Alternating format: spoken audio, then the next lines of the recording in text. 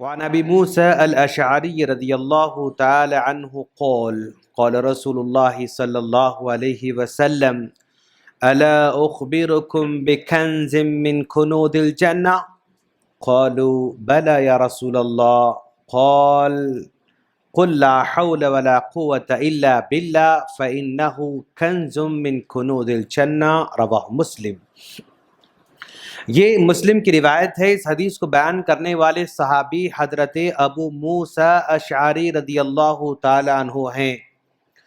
یہ ابو موسیٰ اشعری رضی اللہ تعالی عنہ وہ عظیم الشان صحابی ہیں جو ایک مرتبہ پیارے نبی صلی اللہ علیہ وسلم رات میں گزر رہے تھے اور مسجد میں کسی کے بلند آواز سے نماز پڑھنے کی آواز آ رہی تھی، تو اللہ کے رسول صلی اللہ علیہ وسلم چلتے چلتے آواز سنی تو آپ آواز کو سن کر وہیں پر دروازے پر کھڑے ہو کر سننے لگے۔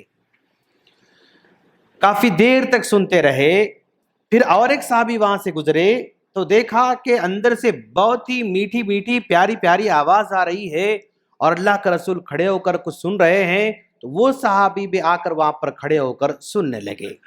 سننے کے بعد اللہ کے رسول صلی اللہ علیہ وسلم نے جو صحابی آئے تھے ان سے پوچھا، جانتے ہو یہ آواز کس کی آ رہی ہے؟ تو انہوں نے کہا اللہ کے رسول مجھے سمجھ میں تو نہیں آ رہا کس کی آواز ہے، لیکن آواز بہت بہت بہت پیاری ہے۔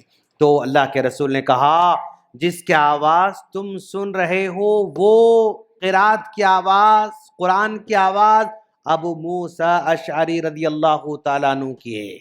اللہ تبارک و تعالیٰ نے حضرت ابو موسیٰ اشعری کو حضرت داؤد علیہ السلام کی لحن عطا فرمایا ہے، یعنی حضرت داؤد علیہ السلام کو جس طرح کی لحن اللہ نے عطا کر رکھا تھا، جو ان کی آواز تھی، ان کی آواز ایسی تھی کہ اگر وہ کسی پہاڑ کے درمیان میں کھڑے ہو کر جو ہے کچھ پڑھتے تھے، اللہ کی حمد و ثنا بیان کرتے تھے، تو ان کی آواز کو سننے کے لیے پرندے بھی آیا کرتے تھے۔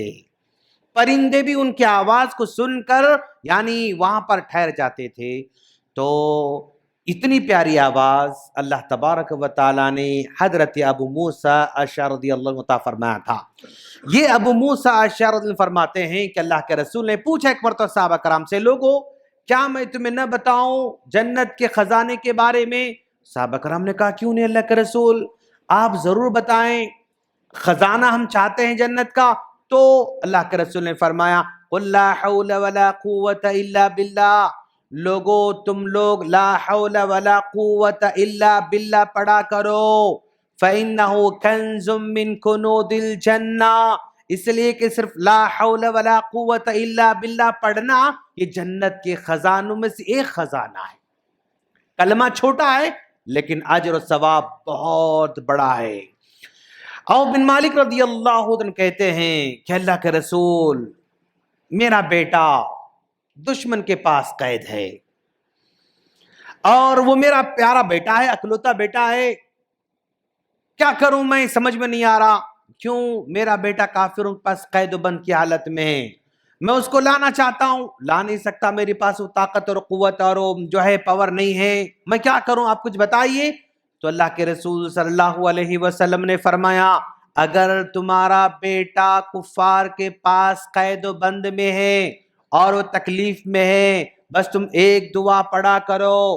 اور بن مالک رضی اللہ عنہ کہا اللہ کے رسول کون سی دعا پڑھوں؟ تو آپ نے کہا تم لا حول ولا قوت الا باللہ پڑھتے رہو اور اپنی بیوی سے بھی کہو کہ وہ بھی لا حول ولا قوت الا باللہ پڑھتی رہے، اللہ تعالیٰ تمہارے بیٹے کو واپس دلا سکتا ہے انشاءاللہ۔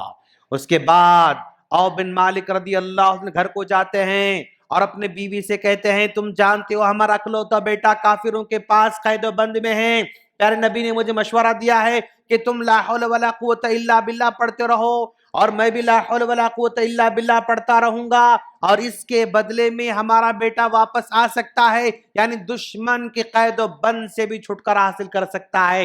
تو یہ بھی پڑھنا شروع کرتے ہیں اور ان کی بیوی پڑھنا شروع کرتی ہے، اتنے میں ان کا بیٹا कई सारे ऊंटों को लेकर उनके घर पे हाजिर हो जाता है।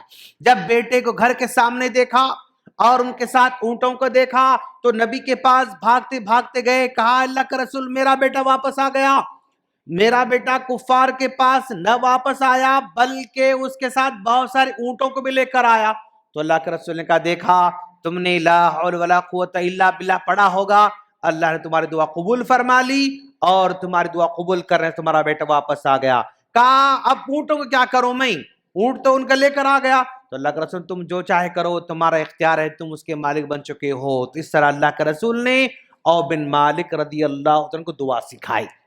तो गोया एक आदमी अगर कुफार से, मुशरिकीन से, दुश्मन से परेशान होता है और हमारे लोग उसके पास कैदोबंद में हुआ करते हैं, तो उस मौके पर हमें ज़ाहिरी तौर पर कोशिश करने के साथ साथ ये दुआ भी करते रहना होगा, ला हौल वला कुव्वत इल्ला बिल्लाह पढ़ते रहना होगा। तो इंशाअल्लाह दुश्मन के पास जो हमारे नौजवान, जो हमारे बच्चे, जो हमारे ख़वातीन जो उनके पास कैदोबंद हुआ करते हैं, अल्लाह ताला अपने निज़ाम से उनको छुटकारा दिला सकता है। ये इतनी प्यारी दुआ है, ला हौल वला कुव्वत इल्ला बिल्लाह, छोटी है लेकिन बड़े काम की दुआ है।